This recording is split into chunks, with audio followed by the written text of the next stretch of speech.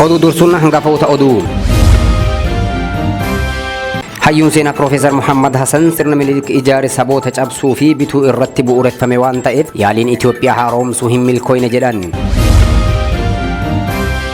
Waraanni bilisummaa Oromoo lola humnoota mootummaa Itoophiyaa wajjin dirree lolaa garaagaraa keessatti taasisaa jiru irratti injifannoo argataa jiraachuun ragaaleen maddeen waraanaa irraa OMN dhaqqaban mul'isan. Godina Shawaa Kaabaa aanaa Bichuu fi Nyaa irratti haleellaa hidhattoonni Amaaraa ganama har'aa subii bananiin qonnaan bultoonni 3 ajjeefaman. Humnoonni finxaaliyyii Amaaraa sochii naannoo Oromiyaa keessatti taasisaa jiraniin lubbuu namaa balleessuu biratti qabeenya saamuu fi bu'uuraalee misoomaa barbadeessaa jiraachuu maddeen Oromiyaa Miidiyaa Neetworkitti himan. Godina Shawaa Lixaa daandii Amborraa gara aanaa dirree Incinnii geessu manca'uun jiraattonni rakkoo hamaaf saaxilamuu himatu.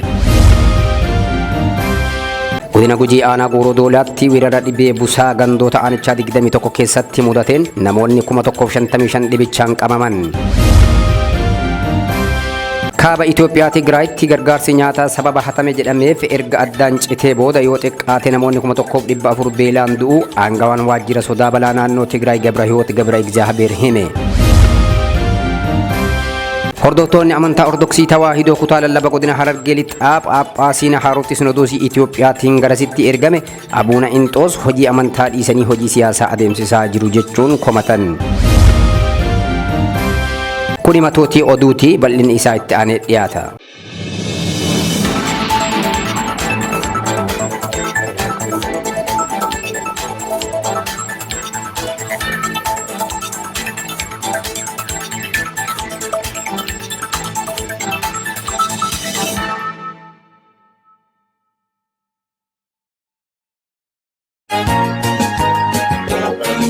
Hawaasa Oromoo Laandaniif magaalota Laandakkee qubatan cufaaf sagantaa tumsoo min magaalaa Laandanii gaggeessuuf deemnirra yoo sanaaf feerdee garci marmaan dur hawaasi Oromoo UK nuuf godheef galata guddaa qabaan guyyaan sagantaan kun godhama haga yookaan Ogosti gaaf 26 bar 2023 sa'aatii walargii 6 pm hanga 9 pm bakkiti Elizabeth House Hurlock Street London N51DT jedhu qophii tanirra duub daareektar olaanaan OMN degene guutamaa khara Skype gulaan hawaasa walarge khamariyatta khota media keen OMN khawaliin deeggaruutii jeet qoreen tums OMN tamagal London if naannoo sinjiraat.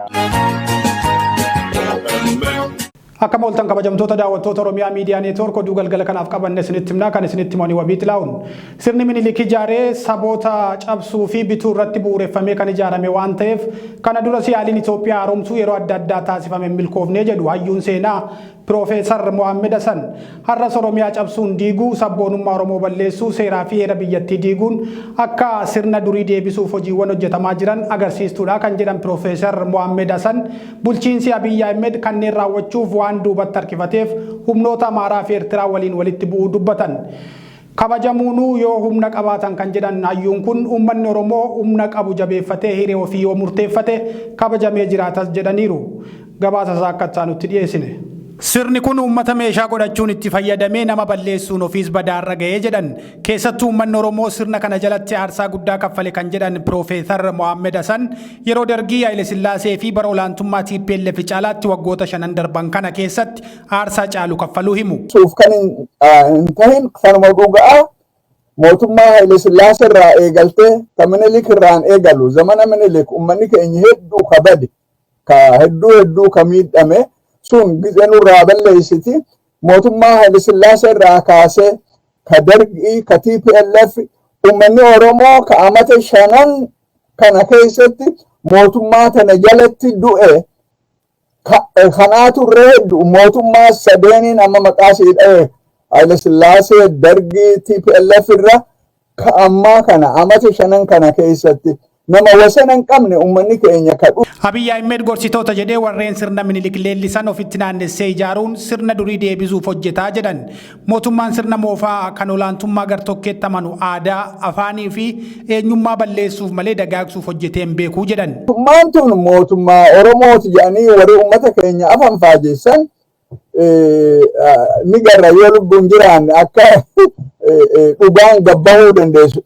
Mootummaan tun mootummaa nafxanyaa Humnoonni Amaaraa fi Eertiraan araara mootummaan federaalaa fi naannoo Tigraay waliin taasifameen mufaatanii jiraachuu hayyuun seenaa kun himuun bulchiinsi Abiyyi humnoota ofii ijaaree hidhachiiseen lola walitti banan jedhu. Kaayyoon humnoota Amaaraa kun Oromiyaa diiguun balleessuu fi sabboonummaa Oromoo cabsuun sirna abboota isaanii deebifatanii ijaarrachuuf akka ta'e ifatti himaa jiraachuu ibsaniiru. Namni kan kabajamu kallattii maraanuu humna yoo qabaate kan jedhan hayyuun kun Oromoon qe'ee namaa osoo hin deemin qe'ee isaa keessatti kabajameen jiraadha waan jedhe qofaaf lolamaa jira jedhu. Sirna kana keessatti Oromoof saboonni biroo kabajas ta'e nageenyan argatan jechuun Oromoon hiree ofii murteeffatee kabajamee jiraachuuf humna ijaarrachuun barbaachisaa ta'uu eeranii waraana bilisummaa Oromoo tumsuun humneessuun dirqamaa jedhu. Namnichi irratti du'a awwaalchalleen harkatanii bara mootummaa kana jalatti keessaa irra guddaan namni lolaree dhume nama keenya Tigraay keessatti bakka awwaalchalleen harkatin biyya Amaaraa keessattis namni keenya meeqa kadhume Oromiyaa keessatti warri dhaqee ummata keenya fixu isaanumaami isaanu laal lola Tigraay qofarratti nama 350 loltuun Abiy ta mootummaa Abiy jechuu kiyya ni dhuman kan jedhan sanii oluu hedduu ta'uu danda'a. Ilmaan Oromoo mootummaa dhufee darbu jalatti dhumaa jiraachuu himuun waggoota 5 asitti sababa lola naannoo Tigraay fi naannoo Amaaraa kanaan garasitti ergamuun kan caalu dhumuu ibsan. Lola naannoo Amaaraa kana kan dhalee Oromiyaa cabsuuf yaaliin taasifame milkaa'uu dhabuu dabalatee waadaan jaraaf galame duubatti waan harkifateef Abiyyi nu gane maqaa jedhuun Eertiraa fi humnoonni Amaaraa lolatti banuu himan. Waadaa gartuulee siyaasaa Amaaraaf galame keessaa tokko Tigraay cabsuu kan ture hanga karoorsan ta'uu baatanis milkaa'uu isaanii himuun araara taasifamettis akka mufaatii qaban himuu hayyuun kun. Abiyyi dhiibbaa biyyoota alaa fi rakkoo baajataan dirqamees naannoo Tigraay waliin nagaa buusuu himaniiru. Humnoonni Amaaraa akkuma Abiyyi tumsanii Tigraay cabsuuf bobbaafaman Oromoollee ittiin cabsuuf bulchiinsa Abiyyiin ijaaramanii fi hidhachiifamanii kan humneeffamanii turan ta'uu Profeesar Mohaammed Hasan dubbataniiru. Sirni kun farra dimokiraasii waan taateef dimokiraatessuun akka hin danda'amne simaniiru. Waboon ummata keenyaa humnata haa jiran humnatti godhaa jiran kabajaatti godhaa jiran ummanni keenya dirqama seenaa qaban dirqama mooraalaa qaban waboo maddii dhaabbachuun waboo maddii dhaabbachuu jechuun hegeree ummata keenyaa qajeelchuu jechuu bara. Waboon biyya Oromoo ijaaruu barbaada. Ummata biraatiin wajji yoo ummanni biraa barbaade nagaan ummanni keenya wajji jiraachuu barbaada.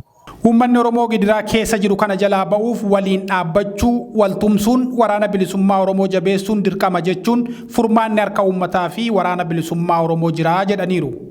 Waraanni bilisummaa Oromoo lola humnoota mootummaa Itoophiyaa wajjin dirree lolaa garaagaraa keessatti taasisaa jiru irratti injifannoo argataa jiraachuu ragaaleen maddee waraanaa irraa OMN dhaqqaban ni mul'isu. Lolli qaamolee lamaan jidduutti tibbana zoonii giddugaleessaa fi zoonii kibbaa aanota garaagaraa keessatti adeemsifamee jira. Waraanni bilisummaa Oromoo zoonii kibbaatti Cibiraan Soddon Booroo Agayya 16 bara 2023 aanaa Gumiel Dalloo bakka adda Dikaa jedhamtutti waraana mootummaa sakatta'iinsaaf kaampii waraanaa Bulbul keessaa bahe irratti adeellaa raawwateen injifachuu isaa maddee waraanaa himanii jiru. Akkasumas lola Gujii lixaa aanaa Dawwaa keessatti halkan Agayya 17 bara 2023 adeemsifameen qondaaltota dabalatee loltoota mootummaa hedduu dhumuu maddeen ibsanii jiru. Waraanni bilisummaa Oromoo zoonii giddugaleessaa gama isaatiin lola loltoota mootummaa wajjin godina Shawaa lixaa aanaa Mettaa walqixxeetti taasiseen olaantummaa irratti argachuun meeshaa waraanaa danuu boojii isaa maddee waraanaa ibsanii jiru. Waraana bakkeewwan adda addaatti adeemsifame kanaan waraanni bilisummaa Oromoo meeshaalee waraanaa garaagaraa booji'uun galii mooraa qabsoo Oromoo taasisuu isaa ibsee jira. Loltoonni mootummaa lola kana irratti waraana bilisummaa Oromootiin booji'amanis akka jiran ibsamee jira. Godina Shawaa Kaabaa aanaa Abbichuuf Nyaarratti haleellaa hidhattoonni Amaaraa ganamarraa subii bananiin qonnaan bultoonni 3 ajjeefaman. Haleellaan kun ganda Oromiyaa ollaa naannoo Amaaraa taatee Nasirii Mana Horoo jedhamtu irratti baname. Hidhattoonni kunneen magaalaa naannoo Amaaraa kan ganda tanaan waldaangeessitu Dannabaa jedhamtu mandheeffatanii akka jiran jiraattonni himanii jiru. Magaalaa Dannabaa keessaa humna hidhate kumaan lakkaa'amu hiriirsanii akka jiranii fi haleellaa bal'aa banuuf akka qophaa'an Oromiyaa Miidiyaa Neetwoorkii mirkaneeffateera. Oromiyaa gandoota ollaa seenanii nama ajjeesuu, ukkaamsuu, beellada saamuun hidhattoota kanneenii irra deddeebiin ganda kanatti raawwatamaa dhufeera. Hawaasni naannichaa hidhannoo malee jiru mootummaan akka nu dhaqqabu jechaa jira. Yaada jiraattota ganda kanaa Biraan Birruu qindeesseera. Finxaaleyyii warra Amaaraatiitu uummatatti seenee uummata cafacafaa jira. Yoomii kaasetti? Erga rakkoon kun jalqabame gara baatii tokko lakkoofsisee jira. Kanaaf qaamni nu bakka buusu homaan jiru warra kun guyyaa irraa ganama sa'aatii 11tti seenanii. Lubbuu namoota nagaa nama lamaatii fi nam tokko immoo miidhaa hamaarraan ga'anii jiru. Mee maal godhan jalqaba hoo seenan ganda? Jarri naannoo Amaaraatiin daanga'e nuyi. Akka jirutti hojjetaa mootummaatis poolisiin isaaniittis hidhataa isaaniittis isaan jala raawwate mootummaa harkaan jiru hidhateetuma warra naannoo Amaaraa kanatti as gama warra Oromiyaatti as gama. Amma dhukaasa jira moo maaltu deemaa jira amma sa'aatii kana? Amma sa'aatii kana kun dhukaasni reef caame immoo akka ta'etti humni addaa Oromiyaa naannoo kan geenyaan. Okay, gahee humni addaa. Nugeera amma hunduu bootaa qabatanii sunis bootaa qabatee jira daangumarra irraa sunis gama mitiidhaa kun baay'ee humni salphaadha ammallee sun bakka qophaa'eetuma meeshaa gurguddaa irratti hidhateera. Namoonni ajjeefaman tokkoffaa Haayiluu Abbaba, Wasanuu Guddataa qonnaan bulaa, Abarraa Tashoomaa qonnaan bulaa. Innaa namoota akkanaati immoo Seefuu Hayilamaskal immoo nama daldalee olii gaddeemu karaadhaa affananii raawwatanii fudhatanii magaala ganduma keenya keessa magaala Nawaarii jedhamutti hidhanii dararaa jiran. Guyyaa hin gaddaa immoo namoota yaada imala gara aanaatti deemaa jiru. Mandiidhuma jala aanuma keenya jala qabanii raawwatanii amma ammaatti Nawaariitti hidhanii magaala Nawaarii jedhamtutti gadi dabarsanii hafaaf irratti assakaayyaa jiru. Yaaddoon keessan maa inni? Yaaddoon keenya ammallee namoonni kun nu warreen balaa guddaa qabeenya keenya fi lubbuu keenya baasa kan jennu yaaddoon keenya hamaan kana. Qa'ee keenyarraa nu buqqisuudhaaf warra qophaa'ee mootummaan waan callisee nu laaluu bichaa wallaalle iyyinee dadhabnee qaamumatti iyyinu hin beeknu. Humni qophaa'ee kaleessa bichaa kan magaala Dannabaa keessatti qophaa'eeru makiina 60 gara baanee galluun dhabaa jira. Tole, ganda Nasirii mana horoo irraa kan hafe gandi haleellaan irratti baname jira? Ganda Nasirii mana horoo fi magaala Mandiidaatti ganda Nasirii mana horoo irratti hin baname fi magaala Mandiidaatti gandooti biraa irratti hin baname. Baay'ee galatoon ulfaadhu. Shi guddaa sin galateeffanna bakka nu bilbiluu keessaniifuu kana gurra uummataatii fi gurra mootummaatiin akka nu geessan jenneeti sin abdanna. Humnoonni finxaaleyyii Amaaraa sochii naannoo Oromiyaa keessatti taasisaa jiraniin lubbuu namaa balleessuu biratti qabeenyaa saamuu fi bu'uuraalee misoomaa barbadeessaa jiraachuu maddeen Oromiyaa Miidiyaa Neetwoorkitti himan. Humnoonni kun buufata ifaa ciruun ifaa balleessuu, daandii guruu, qabeenya saamuuf lubbuu namaa balleessuu irratti xiyyeeffatanii socho'aa jiru jedhame. Gabaasa isaa akka isaanutti qindeeffannee jirra. Godina Wallagga Bahaa aanaa Giddaa Ayyaanaa keessa humnoonni finxaaleyyii Amaaraa socho'an kun torban kana keessa buufata ibsaa Naqamtee kaasee Giddaa Ayyaanaa geessu addaan kutuun aanonni 5 ol guyyoota 5f ibsaa malee jiru jedhame. Buufanni ibsaa irraa rabsamu kun aanaa Giddaa Ayyaanaa jalatti iddoo addaa Abbaa Muusaa jedhamuun beekamutti argama. Toorri ibsaa kun Naqamteef Giddaan kan wal quunnamsiisu yoo ta'u guyyoota 5 dura humnoonni finxaaleyyii Amaaraa kun kutuun sibiila isaa hiikkachuun fudhatanii aanonni 5 ifa malee rakkachaa jiraachuu ibame. Humnoonni kun buufata ibsaa kana diiguun hiikkatanii meeshaawwan barbaachisoo fudhatanii gurgurachuuf osoo deemanii humnoota mootummaan qabamuu maddi Oromiyaa Miidiyaa Neetwoork kun himeera. Buufata ibsaa diigame kana sirreessuuf humna ogeeyyii aanaa ol waan ta'eef hanga yoonaa toorri ibsaa diigame deebifameen sirreeffamnee jedhame. Naannichatti humnoonni kun lubbuu namaa dabarsuu, horii qonnaan bultootaa saamuu, guyyaarraa guyyaatti itti fufanii jiraachuu jiraattonniif dhalattoonni naannichaa himu. Armaan duras konkolaataa uummataa Naqamtee ba'uun gara Giddaa Ayyaanaaf aanota biroo deemu irratti haleellaa fi saamicha raawwachaa turaniiru. Humnoonni mootummaa gocha humnoota kanaa argaa oolan illee tarkaanfiin fudhatan akka hin jirre jiraattonni himaa turan. Hawaasa Oromoo Laandaniif magaalota Laandakkee qubattan cufaaf sagantaa tumsoo min magaala Laandanii gaggeessuuf deemnirra yoo sanaaf feerdee garci marmaan dur hawaasi Oromoo UK nuuf godheef galata guddaa qabaan. Guyyaan sagantaan kun godhama haga yookaan Ogosti gaaf 26 bara 2023 sa'aatii walargii 6 PM hanga 9 PM bakkiti Elizabeth House Hurlock Street London N51DT jedhu qophii tanirra duub Daareektar olaanaan OMN degene guutamaa karaa Skype gulaan hawaasaa wal arge kamareetaa hoota miidiyaa keen OMN waliin deeggaruutii jedhu qoreen tums OMN tamagaal Londoniif naannoo sun jiraatu. Godina Shawaa Lixaatti daandiin Amborraa gara aanaa Dirreen Cinnii geessu manca'uun jiraattonni rakkoo hamaaf saaxilamuu himatu. Jiraattonni Oromiyaa Miidiyaa Neetwoorkiif yaada kennan daandiin kun manca'uu isaatiin keessattuu waqtii gannaa kana bakkaa bakkattuu socho'uuf akka rakkatan dubbataniiru. Daandiin kun akka hojjetamu irra deddeebiin gaafatamus qaamni furmaata nuuf kennee hin jiru jedhaniiru. Oromiyaa keessatti pirojektoonni daandii hedduun isaanii dhaabbachuu fi hojiin misoomaa bu'uura laafuu isaatiin misoomni daandii gufachuutu himama. Mootummaan baajata misoomaa bu'uuraaf malu baasii waraanaa bakkaa bakkatti adeemsifamaa jiruuf akka oolchaa jiru ragaaleen mul'isu. Hordoftoonni amantaa Ortodoksii Tawaahidoo kutaa lallaba godina Harargee Lixaa Phaaphaasiin Haarofti Sinoodosii Itoophiyaatiin garasitti ergame Abuunaa Inxoos hojii amantaa dhiisanii hojii siyaasaa adeemsaa jiru jechuun komatan. Teessoo Phaaphaasii kutaa lallaba godina Harargee Lixaa kan taate Ciroo keessatti bataskaanonni kana dura alaabaa Minilik irraa bilisa ba'anii turan hedduun erga Abuunaa Inxoos garasitti deebi'anii bakkatti deebi'uun manneen amantaa hunduu manneen siyaasaa fakkaataniiru jedha maddi keenya garasirraa dubbisne. Kana malees tajaajilli afaan Oromoo duraan eegalamee ture laaffachaa dhufuu fi ijaaramni finxaaleeyyii bataskaanota keessatti geggeeffamaa jiraachuu hima maddi keenya kun. Soofiyaa Kadir gabaasa qophaa'e akka taanutti dubbifti.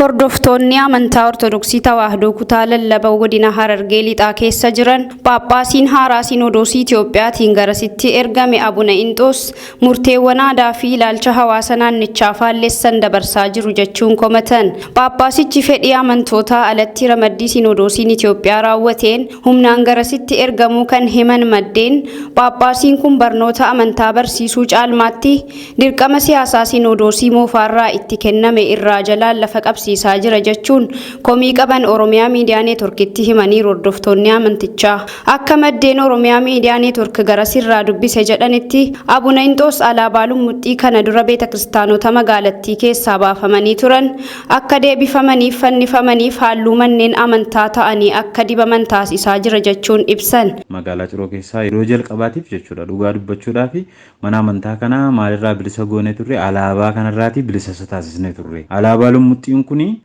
saba keenyaaf kan malu miti saba keenyaaf kan ta'u miti kan Minilik saba keenya ittiin qabatee cabseedha waan ta'eef faajjiin isaa kun biyya keenya irratti dachee keenya irratti waliin jedhin jenne kan gadi qabaa turre jechuudha baasnee turre garuu yeroo ammaa kana maal nu godhani Abuna Inxoosii fi Taammiruu namichi qaama nageenyaa jechuudha gaafa biyya Amaaraa keessatti naannoo Amaaraa keessatti warri faannoo dubbii kaasanii alaabaa kana qabatanii mootummaan kun mootummaa Oromoo mootummaa kana buusuu qabna jedhanii yeroo isaan mirmirsan keessa isaanis ayyamanii fi jechuudha mana amantaa kana keessatti deebisanii alaabaa kana hidhatanii jiru jechuudha. Alaabaa faallaa ilaalchaa fi godaanisa seenaa Oromoo ta'eef beekamtii kennuun Phaaphaasicha jibbaa fi tuffii sabummaa inni qabu agarsiisa jedhan. Kana malees tajaajila afaan Oromoo beetekiristaanota kutaa lallabichaa keessaa eegalamee ture akka laafuuf hojjetamaa jira kan jedhan maddeen yeroo hawaasni Ortodoksii gaaffii kana gaafatutti waa'een murtee amantii ana qofa ilaallata waan ta'eef mirga dubbachuu hin qabdan jechuun deebiinuuf kennu jedhan amantoonni. Alaabaan kun ituunni jiru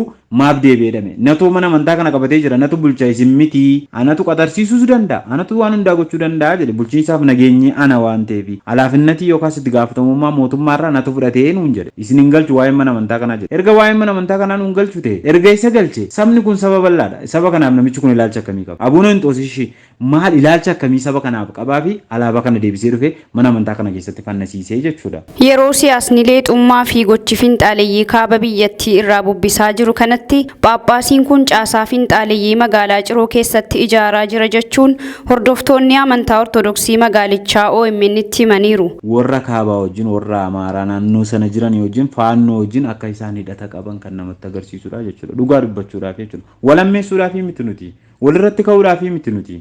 Dhugaa waaqayyooti jechuudha. Dhugaa jiru garuu walitti mun barbaachisaadha. Abuna Inxoos akka afaan Oromootiin tajaajilame jala mureen nutti himee ture. Phaaphaasii Sinoodosiin Itoophiyaatiin garasitti ergame haaromsi Abuna Inxoos jibbaa sabummaa fi tuffii gaaffii hawaasa Oromoo hordoftoota amantichaa ta'aniif qaban ifaan agarsiifachaa waan jiraniif hawaasni Ortodoksii magaalaa Ciroo fi kutaa lallaba Harargee Lixaa tarkaanfii mirga ofii kabachiisuu fudhachuuf ni dirqamas jedhaniiru maddeen. Godina Gujii aanaa Gooroo Doolaatti weerara dhibee busaa gandoota aanichaa 21 keessatti mudateen namoonni 1,055 dhibichaan qabaman. Hanga ammaatti lubbuun namoota lamaas darbuu kominikeeshinii aanichaa gabaaseera. Aanichatti sababa rakkoo caaseffama godina haaraa jedhamuun mootummaa fi qaamni dhimmi ilaalus xiyyeeffannoo waan ittiin kenniniif akkasumas humni namaa ogeessotaa fi qorichi gahaan waan hin jirreef dhibichi daran babal'ataa jiraachuu waajjirri eegumsa fayyaa aanichaa himeera. Hooggansi fayyaa aanichaa fi ogeessonni hedduun sababa caaseffama godina haaraa Boorana Bahaa jedhamuun mana hidhaatti kan argamanii fi ogeessonni waajjiraa hedduun immoo hidhaa fi dararaan aanicha keessatti gaggeeffamaa jiru jalaa bakka adda addaatti baqachuu himan. Kana malees mootummaan hojjettoota aanaa Gooroo Doolaatiif miindaa ji'a Adoolessaa waan kaffaluu dideef dhimmoonni kunneen sababa to'achuu dhabuu dhibichaatiif eeramaniiru. Uummanni aanichaas of eeggannoo dursaatiif naannoo ofii qulqulleeffachuu, bishaan ciisaa horsiisa bookee busaaf mijatu akka yaa'u taasisuu, saaphana siree itti fayyadamuu, mallattooleen akka ho'a qaama cimaa fi salphaan yoo qaama isaanii irratti mul'ate yeroon gara mana yaalaa naannoo isaanii dhiyaatutti deemanii yaalamuun of eeggannoo cimaa taasisuu akka qaban waajjirichi dhaameera. Mootummaa fi qaamonni dhimmi ilaalus rakkoolee siyaasaaf nageenya aanichaatiif xiyyeeffannoo kennuun furmaata waaraa kennuu qabu. Kana malees bookee busaa babal'ataa jiru kanas to'achuuf deeggarsa barbaachisu hundaa taasisuu qabu jechuun uummanni aanichaa gaafataniiru. Kaaba Itoophiyaa Tigraayitti gargaarsi nyaataa sababa atame jedhameef erga addaan citee booda yoo xiqqaate namoonni 1,400 beelaan du'uu aangawa waajjiraa sodaa balaa naannoo Tigraay Gabreewoot Gabre Egzaabeer hime. Dhaabbata biyyoota gamtoomanitti sagantaa nyaata addunyaa World Food Programmii fi dhaabbanni gargaarsa Ameerikaa USAID gargaarsa nyaataa Tigraayiif kennan ji'a caamsaa irraa hanga ammaatti addaan kutanii turan. Dhiyeenya gargaarsichi jalqabuuf akka jiru dhaabbileen kunniin ibsanii jiru. Yaasin Hasan dabalata saakkataa nutti dhiyeessa. Tigraay bara 2020 irraa jalqabuun waraana mootummaa federaalaa fi humna ittisa Tigraay jidduutti adeemsifameen balaa beelaa ulfaataaf saaxilamtee jirti. Waldhabdeen kun dhuma bara 2022 kan xumurame mootummaa Itoophiyaa fi adda bilisummaa uummata Tigraay waliigaltee gamtaan Afrikaan durfamu mallatteessan hordofuu ture. Uummata Tigraay waraanaan miidhaman keessaa haadha ijoollee sadii hanqina dhiigaa qabdu Mahbirat Hayilaay yeroo xumuraaf deeggarsa nyaataa sadaasa keessa argachuu himte yeroo ammaa kadhachuuf dirqamuu dubbatti. Dhaabbanni sagantaa nyaata addunyaa USAID lammiilee Tigraay gara miliyoona 6 gargaaruuf hojjetaa turan. Garuu gara ji'a 3 dura gargaarsi isaan kennan gara gabaa biyya keessaatti akka dabarfamu erga hubatanii booda gargaarsa nyaataa yeroof addaan kutuu labsan. Namoonni 500tti siiqan hanna gargaarsa kanaa keessatti hirmaachuun bulchiinsa yeroo naannoo Tigraayitti hoogganaa sodaa balaa kan ta'an obbo Gabrahiwoot Gabre Egzaabeer BBCtti himaniiru. Odeeffannoo miliqee bahe tokko kan baatii waxabajjii keessa miidiyaalee hedduun gabaafame akka ibsutti qaamoleen mootummaa federaalaa fi naannootti hidhata qaban bifa qindaa'een gargaarsa kanarraa fayyadamanii jiru. Mootummaan Itoophiyaa himannaa kanneen qorachaa akka jiru himuun bu'aan garuu haga ammaa ifa hin taane. Tigraay keessatti iddoon beelaaf saaxilamaa jirtu keessaa tokko kan taate Shiree bakki jedhamtu sadarkaa duraa irra akka jirtu himame. Ta'us dhaabbanni mootummoota gamtoomanii fi michoota isaa guutuu Itoophiyaa keessatti daa'imman miliyoona 1.2 hanqina nyaataa cimaan rakkachaa jiraachuu himee jira. Godina Wallagga Bahaa aanaa Giddaa Ayyaanaatti dhaabbanni miti mootummaa UNICEF deeg namoota qe'ee isaaniirraa buqqa'anii fi rakkoo adda addaa qabaniif deeggarsa maallaqaaf meeshaalee taasisan. Deeggarsichi dubartoota harka qalleeyyii, daa'imman haadhaaf abbaa hin qabne, qaama miidhamtootaa fi kanneen qe'ee isaaniirraa buqqa'aniif taasifamee jedhame. Aanichatti sababa humnoota Amaaraan namoonni qe'ee isaaniirraa buqqa'uun rakkoo adda addaaf saaxilamaniiru. Yeroo adda addaattis deeggarsa akka barbaadan himachaa turanii jiru. Egaa kabajamtoota daawwattoota Oromiyaa Miidiyaa Neetwoork oduun galgala kanaaf qabanne kana fakkaataa qophiileen Oromiyaa Miidiyaa Neetwoork hafan itti fufuu turtii gaarii qabaadha.